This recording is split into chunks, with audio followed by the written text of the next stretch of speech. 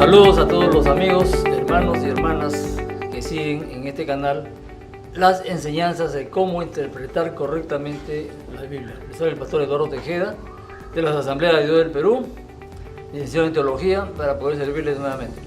Una de las reglas de interpretación que hablan sobre de ver lo anterior y lo posterior al versículo que no entendemos. Cuando no entendemos un versículo, es bueno leer lo que está antes y lo que está después para tener un panorama completo del versículo que no entendemos. Uno de los ejemplos que podemos poner está en capítulo 12 de 2 de Corintios, versículo 7, donde dice: y para que la grandeza de las revelaciones no me exaltase desmedidamente, dice Pablo, me fue dado un aguijón en mi carne, un mensajero de Satanás que me abofetee para que no me enaltezca sobremanera.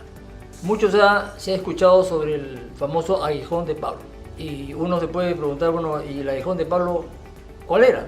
Muchos dicen que era una enfermedad de los ojos, basándose en Gálatas, que habla sobre una enfermedad. Otros dicen que fue una enfermedad a la cabeza, otros una enfermedad al hígado, otros a los riñones, es decir, de todo tipo podemos ver. Pero si nosotros queremos realmente saber cuál es el aguijón de Pablo, en este caso, tenemos que ver lo que dice antes la palabra de Dios y lo que dice después para poder comprenderlo. Tenemos que leer un poco, de repente, del capítulo 11 al versículo 5, y vamos a entender Pablo a los Corintios. Y pienso que en nada he sido inferior a aquellos grandes apóstoles. Pablo está defendiendo su apostolado frente a los corintios que no lo querían reconocer. Pues aunque sea tosco en la palabra, dice, no lo soy en el conocimiento, en todo y por todo os lo he demostrado. Es decir, Pablo está tratando de defender su ministerio, repito, frente a un grupo de corintios que no quería reconocerlo. Entonces, Pablo, para defender su ministerio, él comienza a narrar todo lo que ha sufrido por Jesucristo para avalar realmente un auténtico ministerio comparado con lo de los corintios, que no habían hecho nada por Cristo. Pero él, en el versículo 23 del capítulo 11 de 2 de Corintios, versículo 23, dice: soy ministro de Cristo, como si estuviera loco hablo. Yo más en trabajos más abundantes, en azotes sin número, en cadenas más, en peligros de muerte muchas veces. De los judíos 5 veces he recibido 40 azotes menos 1. 3 veces he sido azotado con varas, 1 vez apedreado, 3 veces he padecido un naufragio. Una noche y un día he estado como un náufrago en alta mar, en caminos muchas veces, en peligros de ríos, peligro de ladrones, peligro de dominación, peligro de los gentiles, peligros en la ciudad, peligros en el desierto, peligros en el mar, peligros entre falsos hermanos, en trabajos y fatiga, en muchos desvelos, en hambre y sed, en muchos ayunos, en frío y en desnudez. Y además de otras cosas, lo que sobre mí agolpa cada día, la preocupación por todas las iglesias. ¿Quién enferma y yo no enfermo?, dice Pablo. ¿A quién se le hace tropezar y yo no me indigno? Si es necesario gloriarse, me gloriaré en lo que es de mi debilidad, dice. El Dios y Padre de nuestro Señor Jesucristo, quien es bendito por los siglos, sabe que no miento. Pablo, para defender su ministerio, él narra todo lo que ha pasado. Ahora, más adelante, en el capítulo 12, él va inclusive a narrar un acontecimiento extraordinario que él tuvo cuando él murió en Listra, porque ustedes saben, en el capítulo 16 de Hechos de los Apóstoles se narra que Pablo fue apedreado en Listra, y dice que los apóstoles tuvieron que orar, porque prácticamente él había muerto. ¿Y cómo sabemos que él había muerto? Porque uno muere cuando el espíritu y el alma se despegan del cuerpo. En este caso, ¿por qué lo decimos? Porque él dice lo siguiente, miren, capítulo 12, 2 de Corintios.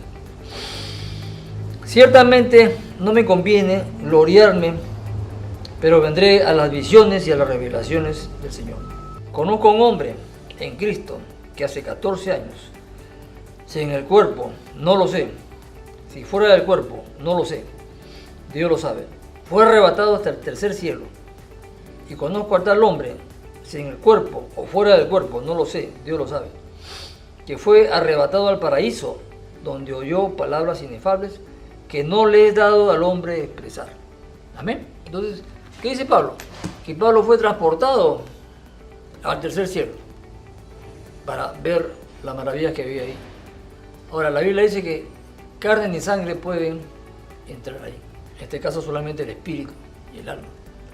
Entonces, si el espíritu y el alma llegaron de Pablo allá, quiere decir que él, por un momento, murió. Y le fue revelado cosas extraordinarias. Entonces, él narra esto para decir que aparte de lo que él había sufrido por Cristo, él había tenido experiencias extraordinarias, ¿no?, que le avalaban realmente como un verdadero apóstol, ¿no? Pero ¿qué pasaba con estas revelaciones? Dice, versículo 6, sin embargo, si quisiera gloriarme, no sería insensato porque diría la verdad, pero lo dejo para que nadie piense de mí más de lo que en mí ve o oye de mí.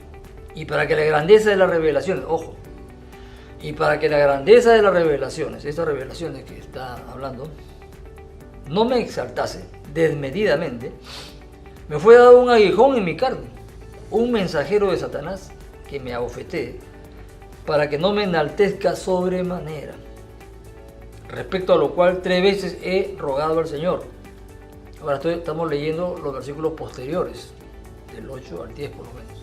Respecto a lo cual 3 veces he rogado al Señor que lo quite de mí. Y me ha dicho, bástate mi gracia, porque mi poder se perfecciona en la debilidad. Por tanto, de buena gana me gloriaré, más bien en mis debilidades, para que repose sobre mí el poder de Cristo. Por lo cual, por amor a Cristo, me gozo en las debilidades, en afrentas, en necesidades, en persecuciones, en angustias, porque cuando soy débil, entonces soy fuerte.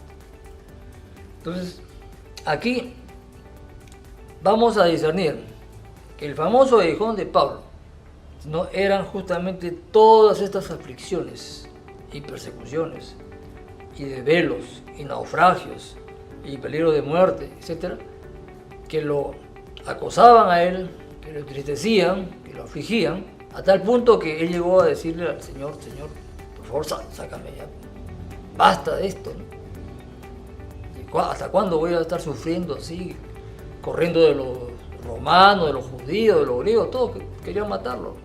Esto era lo que a él le hacía infeliz. Y él entendió, ¿no?, por la palabra de Cristo, que esas mismas persecuciones lo mantenían a él humilde y no le permitían ufanarse de lo que él había recibido arriba en el cielo. Porque Dios lo que buscaba y perseguía de Pablo era un apóstol humilde y sencillo, como deben ser todos ministros de Dios. Él tenía la tentación de sobreponerse sobre los demás y decir que era más apóstol, que era superior a los demás. Sin embargo, estas persecuciones lo mantenían siempre humilde. Por eso que el Señor le dice, no te voy a quitar las persecuciones. Ya saben que Pablo murió decapitado. No te voy a quitar porque dice, bástate mi gracia, porque mi poder se perfecciona en la debilidad. Entonces, cuando uno es débil, como Pablo, cuando uno sufre por Cristo, Dios lo fortalece más. Pero lo más hermoso que se saca de todo esto es que uno se mantiene humilde, se mantiene dependiente de Dios, dependiendo de Dios. Y eso es lo que Dios busca de cada ministro. En este caso, Pablo llegó a entender eso. Llegó a entender que esas persecuciones que él pedía que se le quite, era prácticamente el instrumento para que él se mantenga humilde y se mantenga realmente delante de Dios como Dios quería, supeditado, dependiendo de la gracia del Señor. Por eso Pablo dice en el 10, ¿no? Ahí revela todo, dice: por lo cual, por amor a Cristo, me gozo en las debilidades. Porque él entendió que sin afrentas, él no iba a mantenerse en ese nivel de aceptación de Dios. Entonces él como amaba a Cristo, él entendió recién, por la revelación de Cristo, de que esas debilidades él las permitía para mantenerlo en esa humildad. Y dice: por lo cual, por amor a Cristo, me gozo en las debilidades, en afrentas, en necesidades, en persecuciones, en angustias, por cuanto soy débil, entonces soy fuerte. Ese era el aguijón de Pablo, y no ningún enfermedad que se predica por tanto lugar. Esperamos pues que en esta pequeña enseñanza podamos aprender que para entender un versículo bíblico tenemos que leer lo que está antes y lo que está después. Entender, y podemos predicar la Biblia como es. Hasta una nueva oportunidad. Que Dios lo bendiga.